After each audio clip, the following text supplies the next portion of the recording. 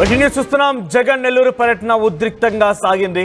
అయితే పోలీసులు కఠిన ఆంక్షలు పెట్టినా కూడా భారీగా అక్కడికి జనం తరలి వచ్చారు. 4000 మందికి నోటీసులు జారీ చేసి జన సమీకరణ చేయకూడదని చెప్పినా కూడా అంతటి స్థాయిలో జనం రావడం పైన పోలీసులు ఆగ్రహం వెలగక్కారు. ఏకంగా లాఠీ చార్జ్ కూడా చేయాల్సి వచ్చింది. సో నిబంధనలు ఉల్లంఘించారన్నటువంటి ఒక విషయం పైన పలుమార్లు ఈ రకంగా చేయడం పైన పోలీసులు ఆంక్షలు విధించినా పట్టించుకోవడం పైన ఉల్లంఘించిన నేపథ్యంలో వారిపైన కేసులు నమోదు చేస్తున్నారు పోలీసులు.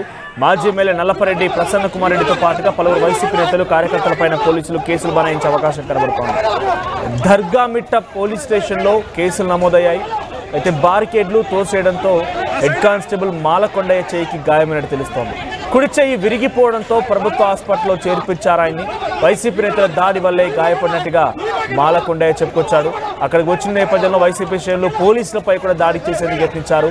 పోలీసుల పైన కూడా చాలా దురుసుగా ప్రవర్తించారు. బాహాబాహికి దిగారు, వాగ్వాదాన్ని దిగారు, తోపులాట కూడా చోటు చేసుకుంది. అయితే ముందుగా ఆయన హెలిప్యాడ్ వద్దకి అంత సవ్యంగానే జరిగింది. హెలిప్యాడ్ వద్దకి 10 మంది రావాలనుకున్నారు. 10 మందికి అనుమతించారు పోలీసులు. 10 మంది మాత్రమే వచ్చారు. జగన్మోహన్ రెడ్డిని స్వాగతించారు. ఆ తర్వాత జైలు లోపలికి కేవలం 3కి మాత్రమే అనుమతి ములాఖాత్లు కలవడానికి. అక్కడ కూడా చాలా సవ్యంగానే జరిగింది. కానీ ఆ తర్వాత నుంచి అసలు రభస మొదలైంది. జగన్మోహన్ రెడ్డి నెల్లూరు జైల్లో మాజీ మంత్రి కాకాని గోవర్ధన్ని కలిసిన తర్వాత అటు పిమ్మట మాజీ ఎమ్మెల్యే నల్లపరెడ్డి ప్రసన్న కుమార్ రెడ్డి నివాసానికి వెళ్లేందుకు షెడ్యూల్లో ఫిక్స్ చేసి ఉంచారు. సో ఆయన నివాసానికి వెళ్ళేటువంటి దారిలో ఒక రసాభాస చోటు చేసుకుంది. అక్కడ మొదలైంది కథ. అసలు కథ అక్కడ షురు అయింది. అక్కడి నుంచి ఇక రసాభాస మొదలై బాహాబాహికి దిగడాలు, వైసీపీ కార్యకర్తలు కూడా పోలీసుల పైన దాడి చేయడాలు, పోలీసులు కూడా లాఠీ చార్జ్ చేయడాలు, ఏకంగా నల్లపరెడ్డి ప్రసన్న కుమార్ రెడ్డి పైన కూడా దాడి చేసే పరిస్థితి కూడా కనిపించింది. 4000 మందికి నోటీసులు జారీ చేసినా కూడా ఇంకా ఈ జన సమీకరణ వద్దని చెప్పి ఈ రకంగా రసాభాసకు దిగారని చెప్పి పోలీసులు ఏకంగా జగన్మోహన్ రెడ్డి, నల్లపరెడ్డి ప్రసన్న కుమార్ రెడ్డి ఇంటికి వెళ్లకుండా రోడ్లపైన బార్కేడ్లు, కంచెలను ఏర్పాటు చేశారు. దానికి నిరసనగా ఏకంగా హరిత హోటల్ ముందు నల్లపరెడ్డి ప్రసన్న కుమార్ ధర్నాకు దిగారు. అందరితో కార్యకర్తలతో రోడ్డుపై బైఠాయించారు. ఒక ఉద్రిక్తత పరిస్థితి దారితీసింది. అక్కడి నుంచి పోలీసులు లాఠీ చార్జ్ చేయాల్సి వచ్చింది. అయితే వైసీపీ కార్యకర్తలు చేయడం వల్లే తన చేయి విరిగిపోయిందని చెప్పి ఆ విజువల్స్ మనం ఎక్స్రేని చూస్తూ ఉన్నాం. ఆయన చేయి విరిగినటువంటి ఆ ఎక్స్రేని ఎక్స్క్లూజివ్గా ఆర్టీవీ మీకు చూపించే ప్రయత్నం చేస్తోంది. సో ఆయన చేయి విరగడానికి గల ప్రధాన కారణం మాలకొండయ్య. ఆయన కానిస్టేబుల్గా పనిచేస్తున్నారు. బందోబస్తులు ఆయన కూడా ఉన్నారు. పోలీసులు అటు వైసీపీ కార్యకర్తల మధ్య జరిగినటువంటి ఉద్రిక్తత పరిస్థితి నేపథ్యం ఆయన కూడా అక్కడే ఉన్నారు. అయితే ఒక బార్కేడ్ వైసీపీ కార్యకర్తలు తన చేయిపై పడేయడం వల్లగానే ఈ రకంగా చేయి విరిగిందని చెప్పి మాలకొండయ్య ఆవేదన వ్యక్తం చేస్తున్నాడు. సో ప్రస్తుతానికి పోలీసులు అటు నల్లపరెడ్డి ప్రసన్న కుమార్ రెడ్డితో పాటుగా పలువురిపైన కేసులు నమోదు చేసే అవకాశం కనబడుతోంది. సో ప్రస్తుతానికైతే అక్కడ దర్గామిట్ట పోలీస్ స్టేషన్లో పలువురిపైన కేసులు నమోదైనట్టు తెలుస్తోంది. మరి ఎవరెవరిపైన ఎటువంటి సెక్షన్ల పైన కేసు నమోదు చేస్తారని ఇంకా తెలియాల్సి ఉంది. సో అక్కడ ఆసుపత్రి బెడ్ పైన మాలకొండయ్య చికిత్స పొందుతున్నటువంటి విజువల్స్ మనం చూస్తూ ఉన్నాము. సో కానిస్టేబుల్ చేయి కూడా విరిగింది. అంటే గతంలో ఏకంగా ఒక మనిషి మరణించాడు, ఇప్పుడు చేయి విరిగింది. జగన్మోహన్ రెడ్డి పర్యటన అంటేనే పోలీసులకి చుక్కలు కనబడుతున్నాయి. ప్రజలు కూడా, సామాన్య ప్రజలు కూడా ప్రాణాలు కోల్పోతున్నారు. మరి ఒక సామాన్యమైనటువంటి పర్యటన కాకుండా ఇంత ఉద్రిక్త దారి తీయడము, ఏకంగా ప్రాణాలు కోల్పోవడము, చేతులు విరిగిపోవడము, కాళ్ళు విరిగిపోవడం, ఇది పర్యటనకు సంబంధించినటువంటి అంశమా? ఒక పర్యటన ఇంత ఉద్రిక్తలు దారితీస్తుందా? ఒక పర్యటన ఇంతటి దారుణాలకి ఒడిగడుతుందా? వైసీపీ కార్యకర్తలైనా కనీసం కొంత ఆచితూచి వ్యవహరించాల్సింది. వారు కూడా శృతిమించిపోయి డైరెక్ట్గా దాడులు చేయడాలు, మరి రసాభాసకు దారితీయడాలే ఇటువంటి పరిస్థితికి దారితీస్తూ ఉన్నాయి. ఏదేమైనా గత పర్యటన మనం చూసాం. గత పర్యటనలో ఏకంగా ఒక మనిషి మరణించాడు. స్వయంగా జగన్మోహన్ రెడ్డి ప్రయాణిస్తున్నటువంటి ఆ కారు కింద పడిపోయి ఆయన చనిపోయినట్టుగా మనం చూస్తున్నాం. సో ఇప్పుడు మరొక కానిస్టేబుల్ కూడా ఈ రకంగా ఆయన పర్యటనలో గాయపడిపోయి ఆసుపత్రిలో చికిత్స పొందుతున్నాడు. ఒకసారి ఆ కానిస్టేబుల్ ఆసుపత్రి బెడ్ పై నుంచి మాట్లాడుతున్నాడు. ఆయన ఏం మాట్లాడుతున్నాడో చూద్దాం.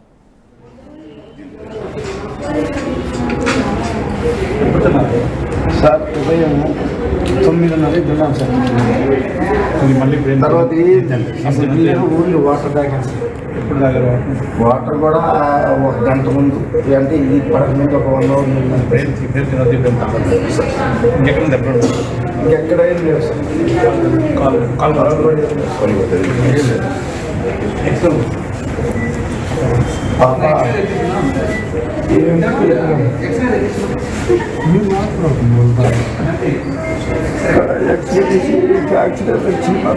చిన్న ఫ్యాక్టరీ లాగా ఉంటే కట్టుకడుతున్నా. ఏం టెన్షన్ పడిపోతుంది. ఏ కార్యాలయం నాకు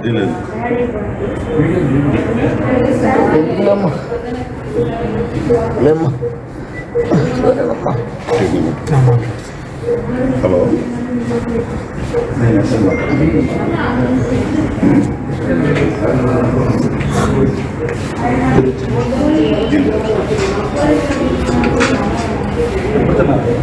సార్ ఉదయం 9:30 వెళ్ళాం సార్. తర్వాత ఊళ్ళో వాటర్ తాగాం. రైట్.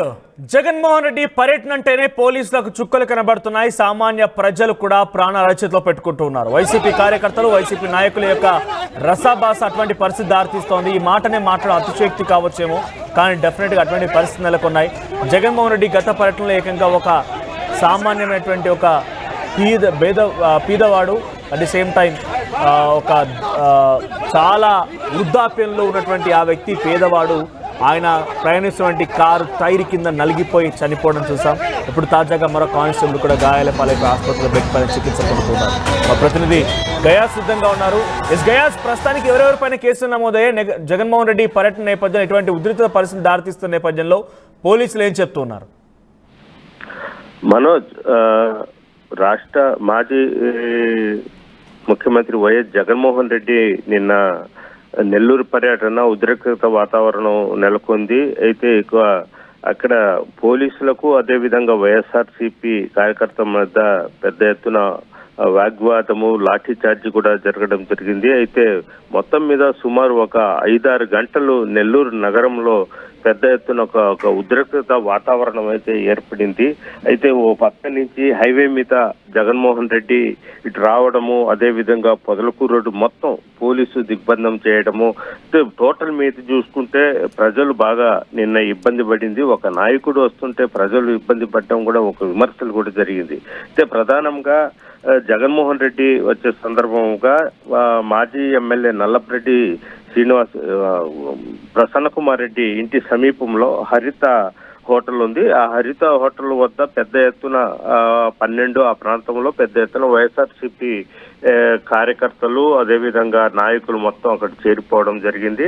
అయితే వాళ్ళని నల్లపరెడ్డి ప్రసన్న కుమార్ రెడ్డి ఇంటి వైపు రావడానికి వాళ్ళు ప్రయత్నం చేశారు. అయితే పోలీసులు అడ్డుకున్నారు. రాకూడదు, కేవలము 100 మందికి మాత్రమే మేము అనుమతి ఇచ్చి ఉన్నాము, అదేవిధంగా 34 యాక్ట్ అమల్లో ఉంది, మీరు గుంపులు ఉండకూడదని కూడా వాళ్ళు చెప్పడం జరిగింది. అయితే ఈ విషయం తెలుసుకున్న నల్లపరెడ్డి ప్రసన్న కుమార్ రెడ్డి అక్కడ రావడం జరిగింది. వచ్చిన తర్వాత పోలీసులకు అదేవిధంగా నల్లపరెడ్డి ప్రసన్న కుమార్ రెడ్డి మధ్య కొంత వాగ్వాదం జరిగింది. అట్లా మాట పెరిగి ఒక్కసారిగా లాఠీ చార్జీ చేయడం జరిగింది. వైఎస్ఆర్సీపీ కార్యకర్తలు కూడా పోలీసుల మీదకు దురుసుగా వ్యవహరించడం జరిగింది. అయితే ఈ నేపథ్యంలోనే కొండయ్య అనే హెడ్ కానిస్టేబుల్, అతను కావుల్లో పనిచేస్తాడు, డ్యూటీ నిమిత్తం నిన్న వచ్చాడు. అయితే అతనికి కుడి చేయి ఫ్రాక్చర్ అవ్వడంతో వెంటనే అతన్ని ఆసుపత్రికి తరలించడం జరిగింది.